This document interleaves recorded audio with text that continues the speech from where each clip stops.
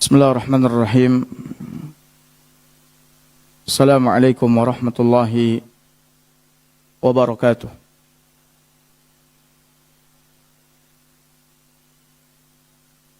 Alhamdulillah. Nahmaduhu wa nasta'inuhu wa nastaghfiruh. Wa na'udzu billahi min shururi anfusina wa sayyiati a'malina.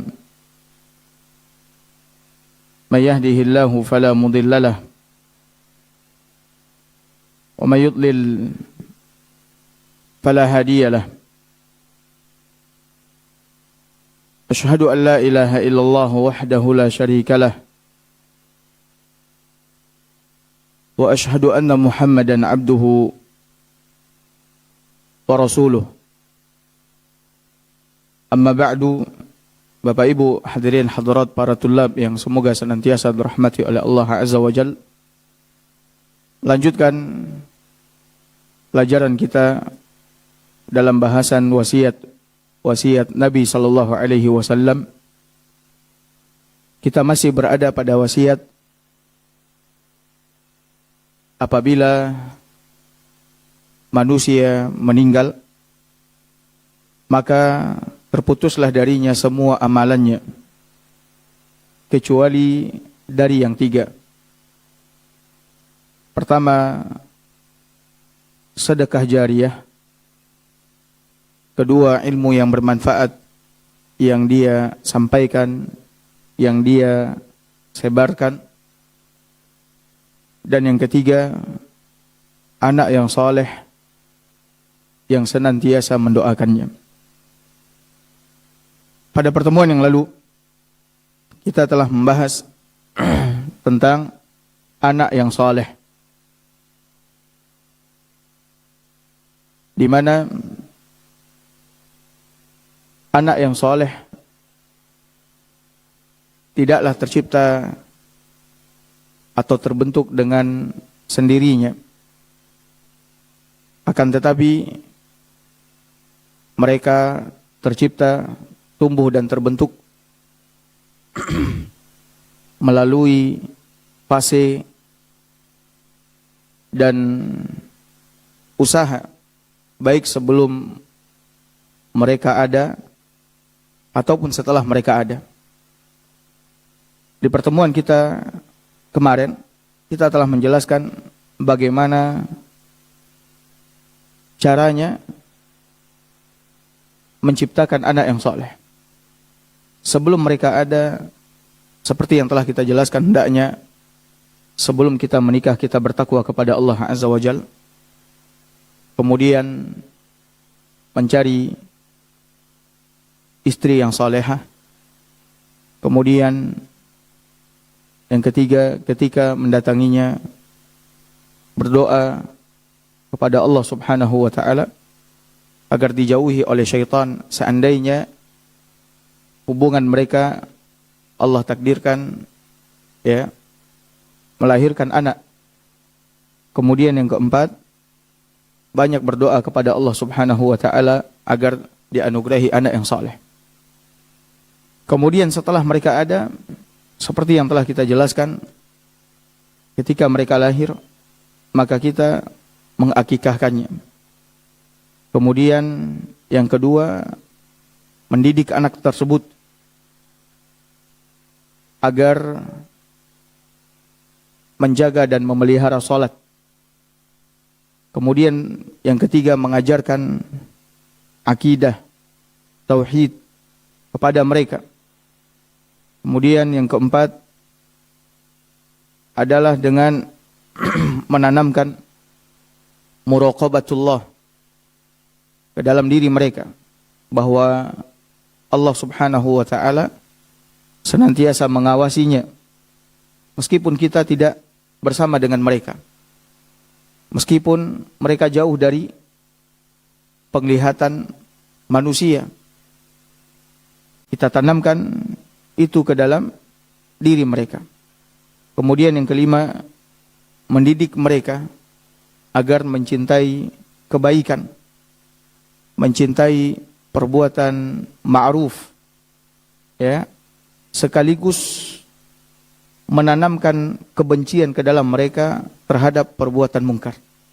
Berarti kita harus memperkenalkan kepada mereka mana saja perkara-perkara ma'ruf yang harus mereka cintai, mereka sukai, dan mereka gemari untuk mereka kerjakan, dan mana saja perkara-perkara mungkar yang harus mereka benci, mereka jauhi, dan mereka tinggalkan.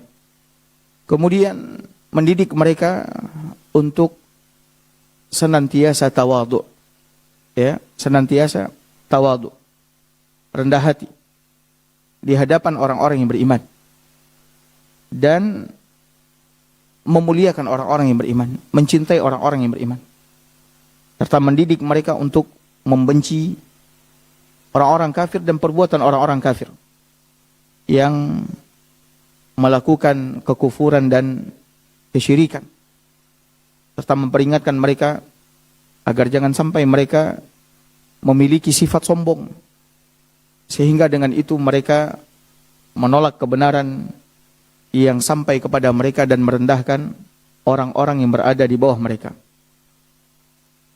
Nah, Bapak Ibu hadirin hadirat yang semoga senantiasa dirahmati oleh Allah Subhanahu wa taala. Apabila ini semua kita lakukan, maka anak tersebut diharapkan menjadi anak yang saleh. Diharapkan menjadi anak yang saleh.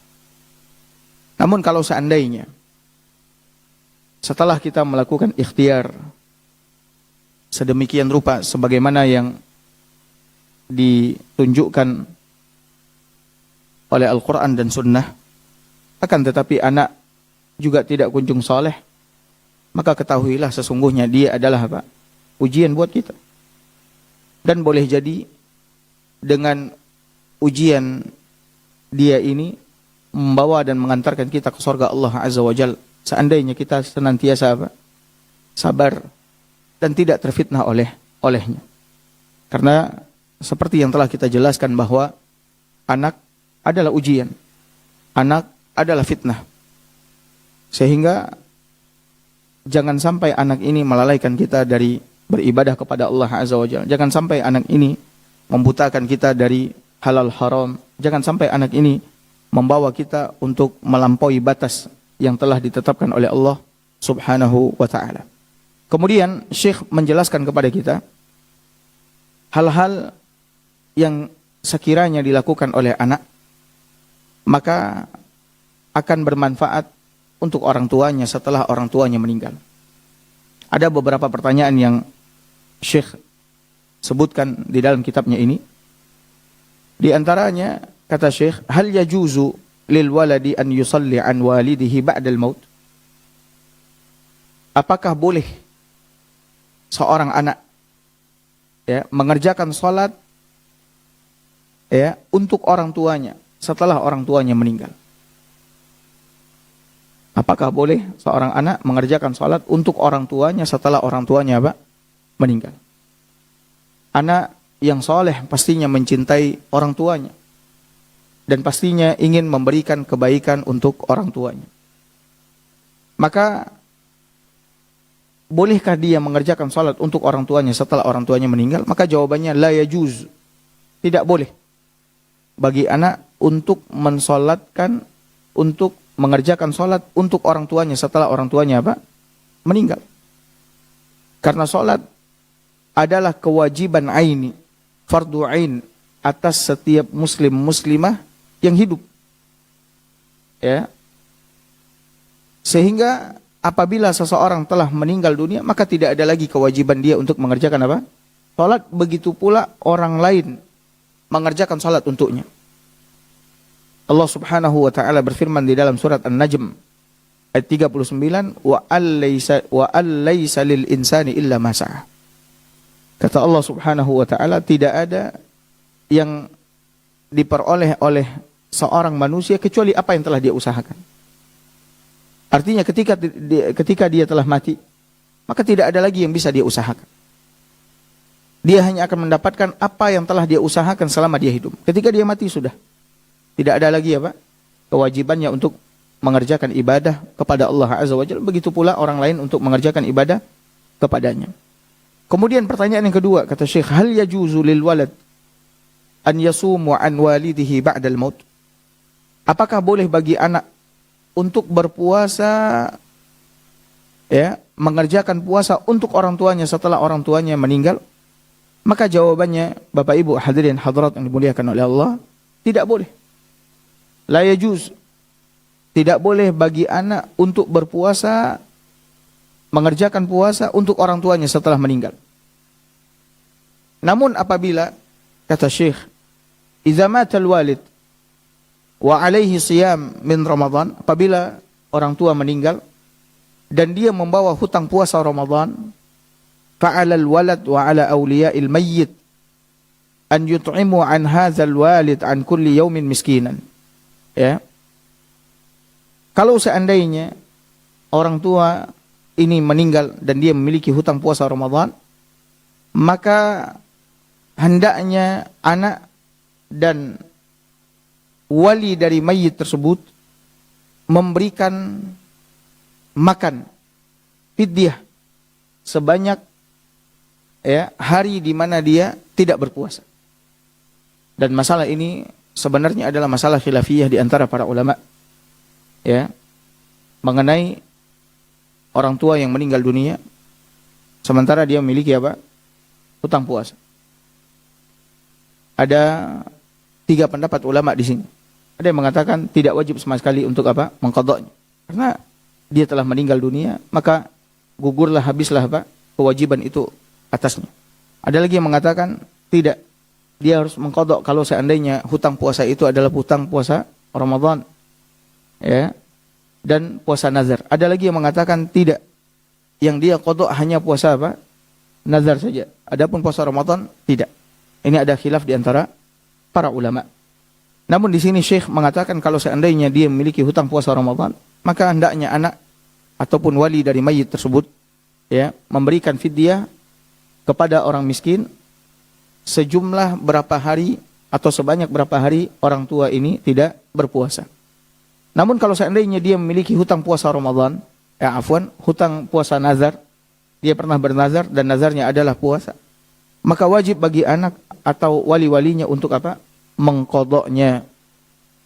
Wajib bagi wali anak atau wali dari mayit tersebut untuk mengqadha'nya. Dan ini sesuai dengan hadis Nabi SAW ketika salah seorang sahabat bertanya kepada Nabi SAW mengenai orang tuanya yang tiba-tiba meninggal sementara dia memiliki hutang puasa. Hutang puasa di sini kata para ulama hutang puasa nazar. Maka apa yang harus dia lakukan? Apakah dia harus mengqadha'nya atau tidak? Maka Nabi SAW mengatakan, bagaimana menurutmu kalau seandainya orang tua memiliki hutang kepada orang lain, apakah kau akan membayarnya? Dia mengatakan iya. Maka kata Nabi SAW, dainullahi ahaqqu ayyuqda. Maka hutang kepada Allah Azza wa Jalla itu lebih pantas dan lebih utama untuk diqadha. Kemudian Bapak Ibu hadirin hadirat dimuliakan oleh Allah Azza wa Jalla. Pertanyaan yang ketiga, hal yajuzu lil walad an yahujja an walidihi ba'da mautih? Apakah boleh bagi anak untuk berhaji sebagai ganti dari orang tuanya setelah orang tuanya meninggal, yaitu menghajikan orang tuanya? Maka jawabannya na'am. Boleh. Boleh.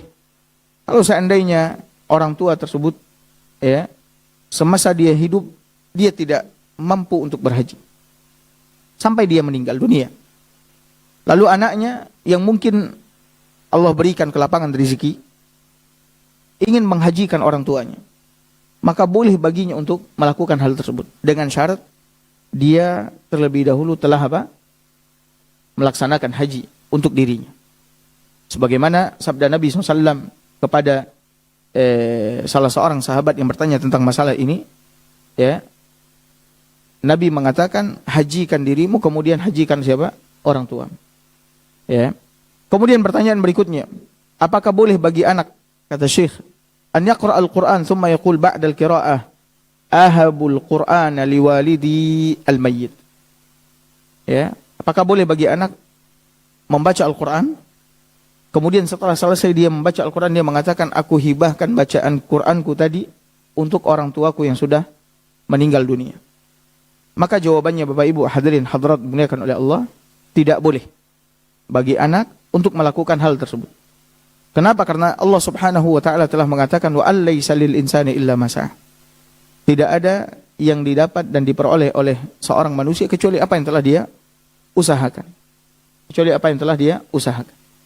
Dan Al-Imam Syafi'i rahimahullah ta'ala, ya, mengatakan bahwa bacaan Al-Quran yang dihibahkan oleh seorang anak kepada orang tuanya tidak apa? Tidak sampai. Kemudian beliau membacakan ayat yang tadi kita bacakan.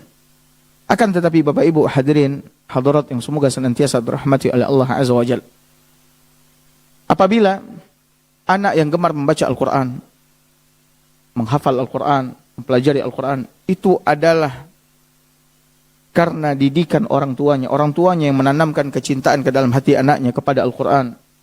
Orang tua yang mendidik anaknya untuk terus belajar Al-Quran. Lalu setelah dia meninggal dunia, maka semua bacaan Al-Quran, hafalan Al-Quran, anaknya tersebut, apa saja yang diamalkan oleh anaknya dari Al-Quran, semuanya, ya, kebaikannya, pahalanya akan diberikan kepada siapa? Orang tuanya juga.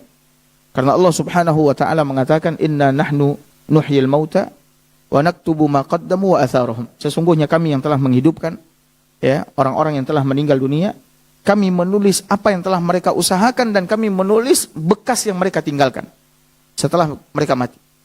Nah, anak yang soleh ini adalah bekas yang ditinggalkan oleh orang tuanya seandainya orang tuanya yang mendidik anak tersebut untuk gemar melakukan amal soleh.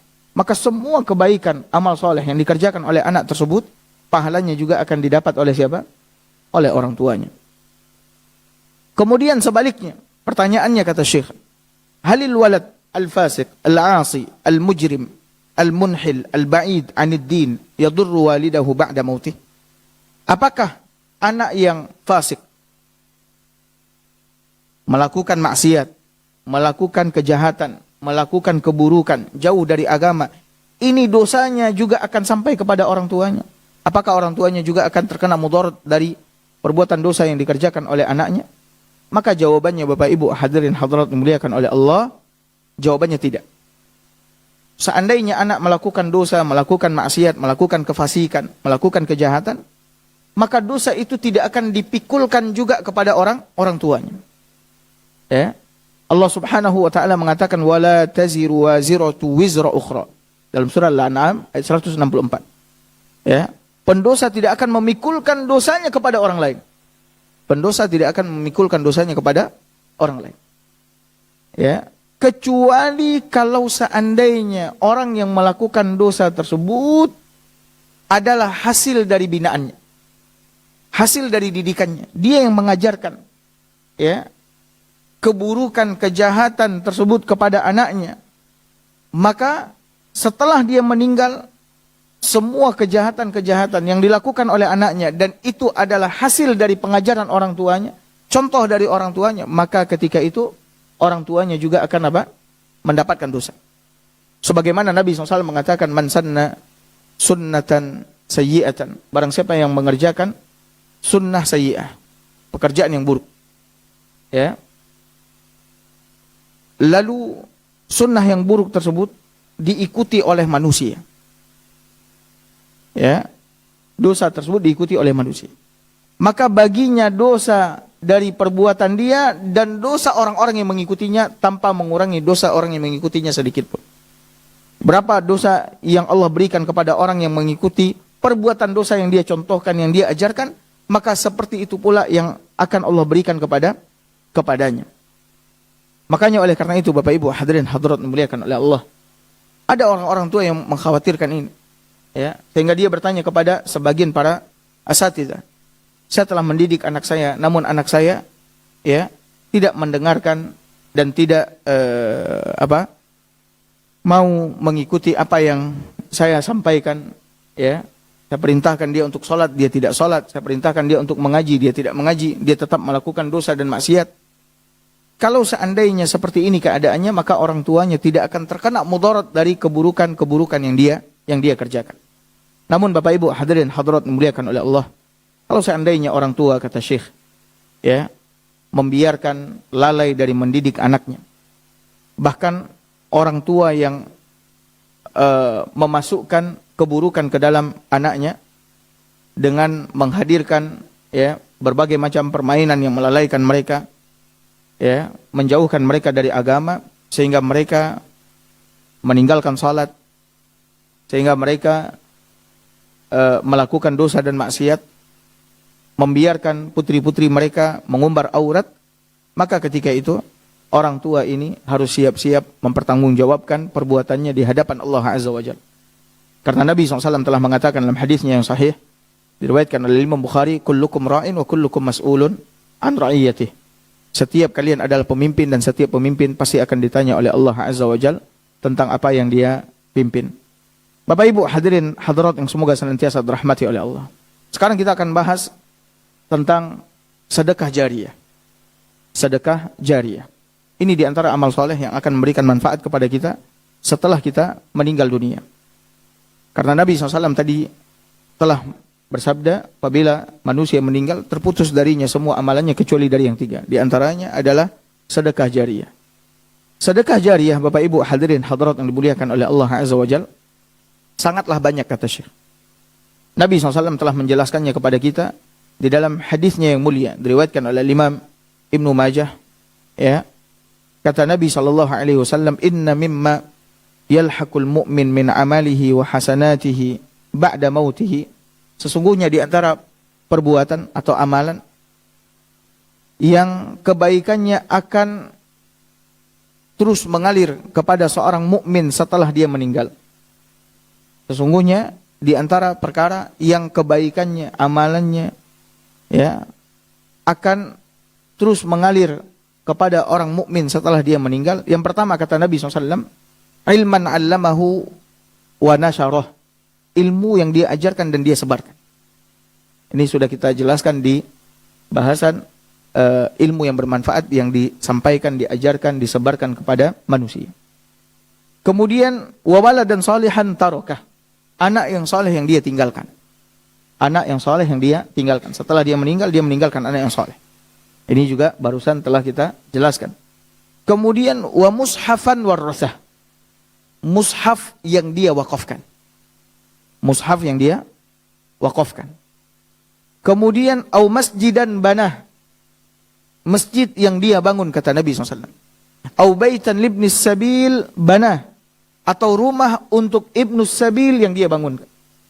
Seperti rumah-rumah singgah. Ya, dia siapkan satu rumah, ya, untuk siapa saja yang dalam keadaan safar.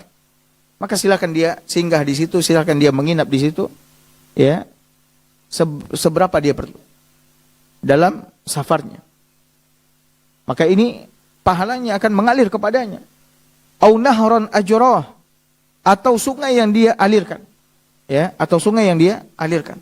Termasuk sungai yang dialirkan di sini adalah sumur yang dia buat, ya, sehingga airnya bermanfaat untuk manusia. Au sadaqatun akhrajaha min malihi fi sihhatihi wa hayatihi talhaqahu min ba'di mautih. Atau sedekah apapun yang dia keluarkan dari hartanya dalam keadaan dia sehat, dalam keadaan dia hidup, ya, yang itu pahalanya akan sampai kepadanya meskipun dia telah meninggal dunia.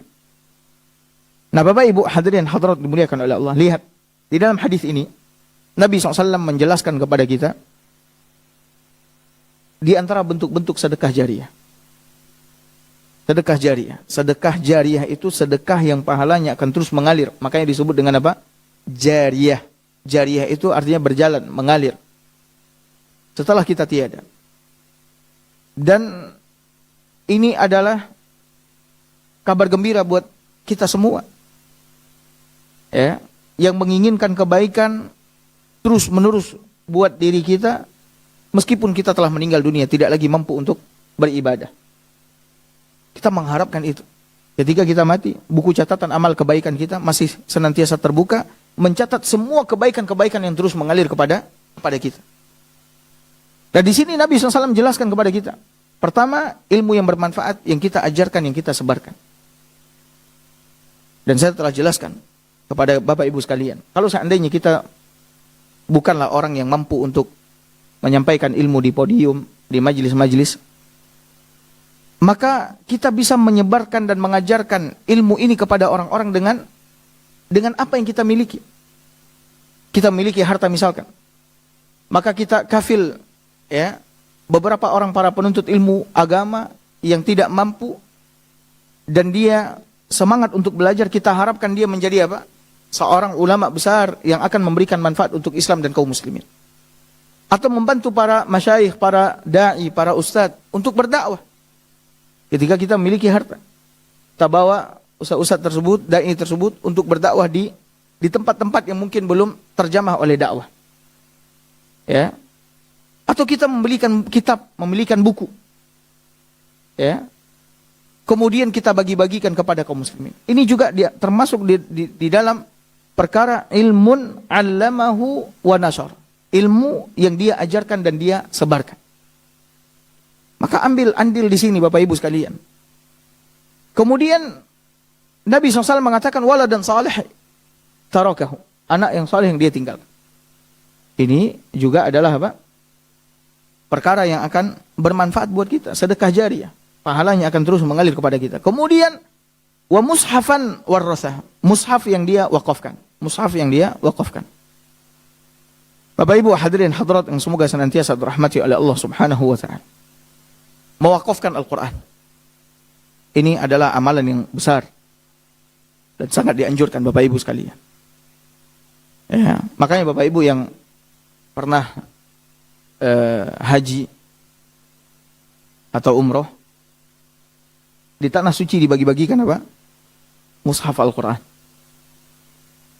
Orang berhaji, jutaan orang berhaji. Itu masing-masing mereka diberikan apa? Mushaf Al-Quran. Kemudian siapa yang datang berkunjung ke percetakan Al-Quran, mushaf di Madinah, maka mereka juga akan diberikan apa? Al-Quran. Mereka juga akan diberikan apa? Al-Quran. Itu dari mana Bapak Ibu sekalian? Itu dari orang-orang muhsinin yang mereka mewakafkan mushaf tersebut kepada kaum muslimin. Mereka datang, tolong cetak Al-Quran sekian, kemudian berikan ke masjid ini, berikan ke yayasan ini untuk dibagi-bagikan kepada kaum muslimin. Kau usahakan kita juga melakukan hal yang sama. Mungkin kita tidak bisa membagi-bagikan 10.000 Al-Quran, 1.000 Al-Quran. Mungkin dalam sebulan kita punya misi, saya akan bagi-bagikan misalkan 1 Al-Quran. Atau 2 Al-Quran, 2 mushaf Al-Quran. Bapak Ibu bisa berikan kepada sekolah-sekolah pondok tahfiz. Atau bisa bagikan kepada kaum muslimin. Kita berikan mushaf Al-Quran sekaligus dengan terjemahannya. Karena kita berharap dia bukan hanya sekadar membaca Al-Quran, tapi dia juga membaca apa? Terjemahannya agar dia mendapatkan petunjuk. Ya. Agar dia mendapatkan apa? Petunjuk. Maka bagi-bagikan itu kau Bapak Ibu hadirin hadirat muliakan oleh Allah. Ada ikhwan yang saya jumpai, dia selalu berusaha selama setahun untuk mewakafkan 1.000 Al-Quran. Selama setahun dan telah berjalan sekian tahun. Dia pernah mengatakan, saya usahakan Ustaz, setiap tahun saya mewakafkan 1.000 Al-Quran. Sehingga Al-Quran itu dikirim kemana-mana. Dia buat mungkin informasi entah bagaimana. Sehingga ada yang meminta mushaf Al-Quran dikirim ke Kalimantan, ada yang dikirim ke Sulawesi. Ada yang minta 50, ada yang minta 100, ada yang minta 200, dikirimkan ke sana. Ini adalah amalan yang sangat besar. Mewakafkan mushaf Al-Quran. Ya. Maka oleh karena itu Bapak Ibu hadirin hadirat dimuliakan oleh Allah Subhanahu wa taala. Sisihkan sedikit dari apa? Dari harta kita untuk Al-Quranul Karim. Ya, di saat orang-orang hari ini Bapak Ibu hadirin hadirat yang dimuliakan oleh Allah Azza wa Jalla jauh dari Al-Quran, meninggalkan Al-Quran. Ya, meninggalkan apa? Al-Quran. Lihatlah orang-orang hari ini yang memegang Al-Quran hari ini sangatlah sedikit. Kemana-mana membawa Al-Quran, kemana-mana, di mana-mana dia membaca Al-Quran, kecuali di tempat-tempat yang diharamkan. Orang-orang hari ini telah tersibukkan oleh gadget, handphone dan lain sebagainya. Mereka lebih banyak memegang handphone ketimbang memegang Al-Quran. Subhanallah. Maka kita datang berusaha untuk melakukan sunnah hasan dengan menyampaikan, mendakwahi orang-orang akan pentingnya membaca Al-Quran, akan utamanya mempelajari Al-Quran. Nabi SAW mengatakan, khairukum man ta'allama Al-Qur'ana wa al-lamahu. Sebaik-baik kalian adalah yang mempelajari Al-Quran dan yang mengajarkan Al-Quran. Kita pun juga mengatakan kepada mereka, al-mahiru bil-Qur'ani ma'as safaratil kiramil barar. Orang yang pintar membaca Al-Quran, maka dia akan senantiasa bersama malaikat-malaikat yang mulia lagi tunduk. Akan diiringi oleh para malaikat. Kemudian kita sampaikan kepadanya, man qara'a harfan min kitabillahi falahu hasanah. Barang siapa yang membaca satu huruf dari Al-Quran, maka baginya satu kebaikan. Wal hasanah bi asyri amsalihah. Satu kebaikan itu 10 apa? Pahala.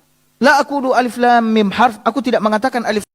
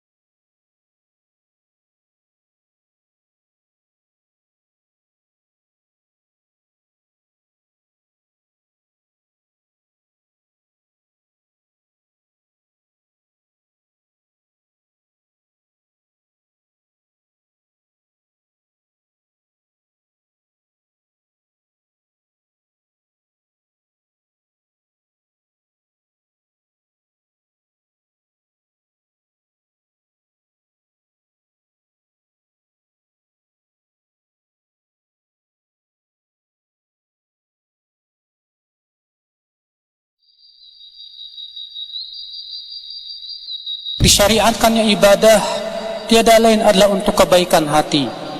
Ketika ibadah tidak mempengaruhi hati, ibadah itu sama sekali tidak bernilai di mata Allah atau berkurang pahalanya di sisi Allah Subhanahu wa taala.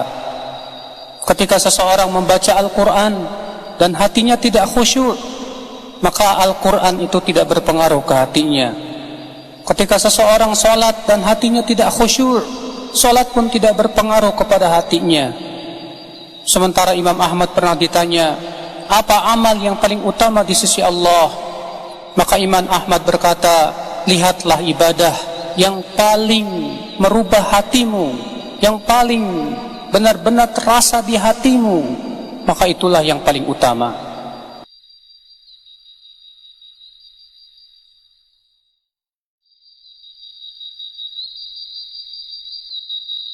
Di dalam hadis sahih riwayat Imam Bukhari dan Muslim, Nabi SAW mengatakan, unzuru ila man huwa asfala minkum.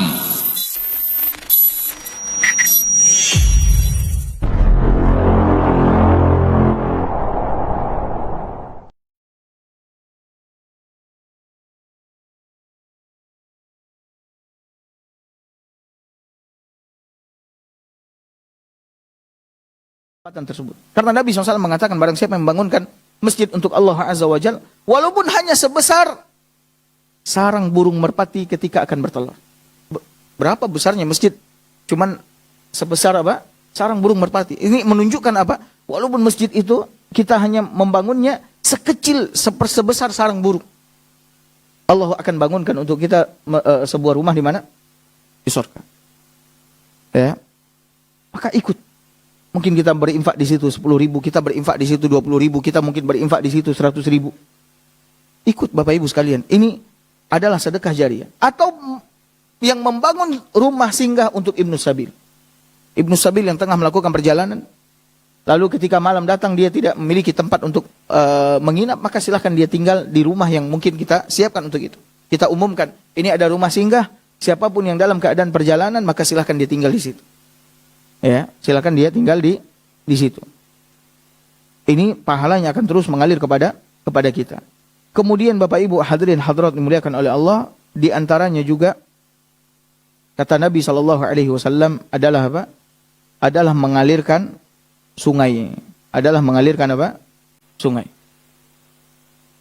Ya, untuk kepentingan kaum muslimin dan untuk kepentingan binatang.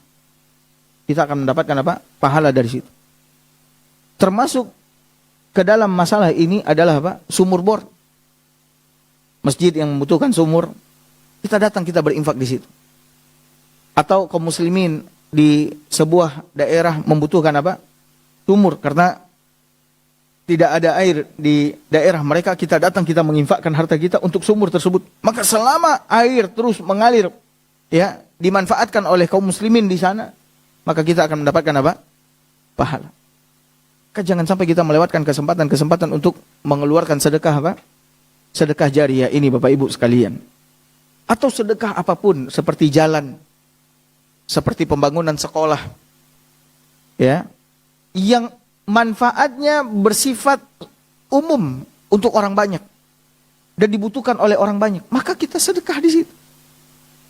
Kita sedekah di situ. Ada pembangunan jalan, perapian jalan, ya, agar kaum muslimin mudah melewati jalan tersebut, kita sedekah. Pembangunan jembatan, ya, kita sedekah di situ, taruh harta kita di situ.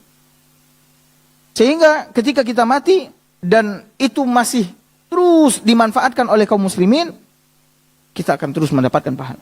Kemana kita akan cari ini Bapak Ibu sekalian? Kemana kita akan cari ini? Oleh karena itu perkara sedekah jariyah ini adalah perkara yang sangat apa? Besar sekali. Ya, perkara yang sangat apa? Besar. Dan Bapak Ibu harus tahu bahwa sesungguhnya sedekah itu bisa menyelamatkan kita dari neraka Allah Azza wa Jalla. Sedekah bisa menyelamatkan kita dari apa? Neraka Allah Azza wa Jalla. Maka Nabi SAW pernah mengatakan, ittaqun nar walau bisyikki tamrah. Bentengi dirimu dari neraka walaupun kau hanya menyedekahkan separuh biji kurma. Usahakan setiap hari Bapak Ibu sedekah. Setiap hari sedekah. Terutama di waktu pagi. Nabi mengatakan, tidaklah matahari, ya, terbit di permukaan bumi, melainkan di setiap kali dia terbit ada 2 malaikat yang turun. Ada 2 malaikat yang turun. Malaikat yang pertama mengatakan, Allahumma a'ti munfiqan khalafa. Ya Allah, berikan ganti yang baik kepada orang yang berinfak. Yang satunya lagi mengatakan, Allahumma a'ti mumsikan talafa. Ya Allah, berikan kehancuran kepada orang yang menahan hartanya, tidak menyedekahkan hartanya. Maka setiap hari sedekah. Sedekah 2.000, sedekah 5.000, sedekah 10.000, kita mampunya segitu, ya setiap hari sedekah. Mudah-mudahan dengan sedekah itu, kita akan selamat dari apa? Siksaan api neraka Allah Subhanahu wa ta'ala. Dan Nabi SAW juga mengatakan, was-sadaqah tudfi'u al-khati'ah kama yudfi'ul ma'un nar. Sedekah itu mampu meredamkan dosa, meredamkan kesalahan sebagaimana air meredamkan api, memadamkan api. Kita bersedekah, kita banyak dosa. Ya. Kemudian sedekah itu menjadi sebab Allah Azza wa Jalla memberikan, ya, harta kepada kita. Allah Azza wa Jalla berfirman di dalam hadis qudsi, qala Allah Ta'ala, ya ibna Adam, anfik yunfak alaik. Wahai anak Adam, kata Allah Azza wa Jalla, berinfaklah kalian, maka kalian akan mendapatkan apa? Infak dari Allah Subhanahu wa Ta'ala. Maka kalian akan mendapatkan infak dari Allah Subhanahu wa Ta'ala. Maka oleh karena itu Bapak Ibu hadirin hadirat yang dimuliakan oleh Allah Subhanahu wa Ta'ala, perbanyaklah sedekah. Ya. Perbanyaklah sedekah. Sedekah itu akan memberikan kebaikan yang sangat banyak kepada kita. Dan Nabi SAW telah bersumpah bahwa orang yang bersedekah hartanya tidak akan pernah apa? Berkurang. Ma naqasa malun min sadaqah. Tidak akan pernah berkurang harta yang disedekahkan. Maka oleh karena itu, orang yang menginginkan kebaikan, keselamatan, keberuntungan, maka hendaknya dia menyedekahkan hartanya bukan nahan harta tersebut, hanya sibuk mengumpulkan dan menumpuk harta, kemudian setelah itu dia mati, dia meninggalkan harta tersebut, lalu di akhirat dia dimintai pertanggungjawaban oleh Allah Azza wa Jalla, meskipun bukan dia yang menikmati dan membelanjakan harta tersebut, tapi dia akan dimintai pertanggungjawaban oleh Allah Subhanahu wa taala. Tapi mungkin cukup sampai di sini kajian kita pagi ini, semoga bermanfaat. Saya ulangi kembali sabda Nabi kita yang mulia SAW, dan ini adalah wasiat yang agung dari Nabi, bahwa semua manusia yang mati akan terputus darinya semua amalannya, kecuali dari yang 3. Pertama adalah sedekah jariyah, kemudian yang kedua ilmu yang bermanfaat yang dia ajarkan, yang dia sebarkan, kemudian yang ketiga anak yang soleh yang senantiasa mendoakannya. Mudah-mudahan kita diberikan taufik oleh Allah Azza wa Jalla untuk melakukan 3 perkara ini yang akan memberikan kebaikan kepada kita setelah kita mati. Barakallahu fikum, sallallahu ala nabiyina Muhammad wa ala alihi wa sahbihi wasallam. Assalamualaikum warahmatullahi wabarakatuh.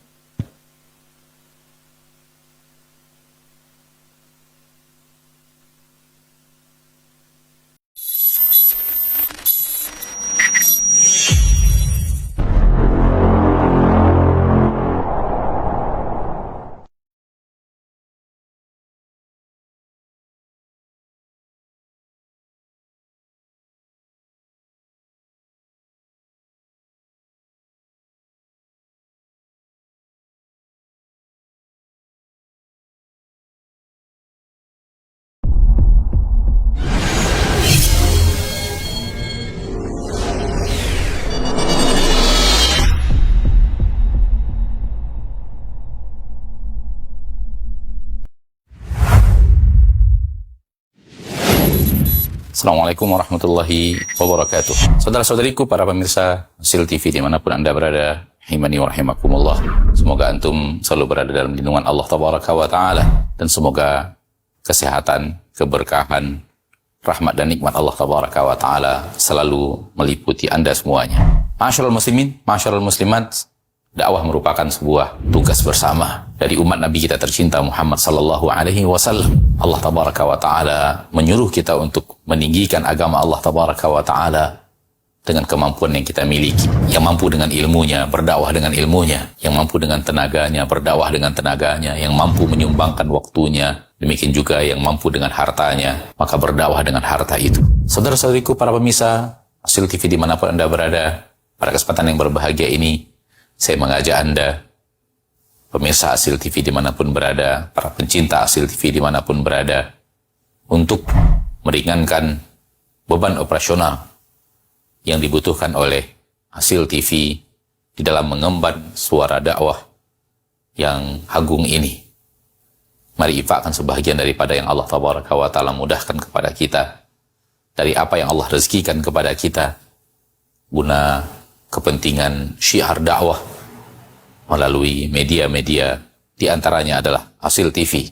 Melalui Hasil TV, sangat banyak saudara-saudari kita kaum muslimin dan muslimat yang bisa mendapatkan dakwah di bumi yang sangat jauh, di negeri yang sangat terpencil. Bahkan tidak sedikit dari mereka yang mendapatkan hidayah kepada sunnah Rasulullah SAW melalui media Hasil TV yang kita cintai. Semoga apa yang antum berikan merupakan pembuka kebaikan, merupakan pembuka hidayah bagi saudara-saudari antum menuju jalan yang sesuai dengan sunnah Nabi kita tercinta SAW, sehingga di akhirat mendapatkan pahala bagaikan seorang yang di tangannya Allah Tabaraka wa Ta'ala bukakan hidayah kepada seseorang, seperti yang dikatakan Nabi kita tercinta SAW, la iyahdiyallahu bika rajulan wahidan khairun laka min humurin na'am. Sekiranya satu orang mendapatkan hidayah melalui dirimu, melalui usahamu, melalui apa yang telah engkau berikan, melalui apa yang telah engkau dakwahkan, maka itu lebih baik daripada unta merah.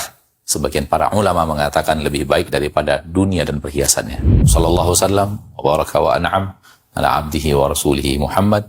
Walhamdulillahi rabbil alamin. Assalamualaikum warahmatullahi wabarakatuh.